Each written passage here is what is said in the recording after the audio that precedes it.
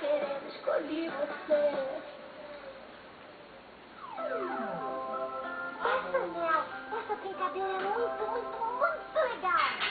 Você tem que adivinhar com quem vai ficar o anel. Você esconde um anel nas suas mãos e vai passando a sua mão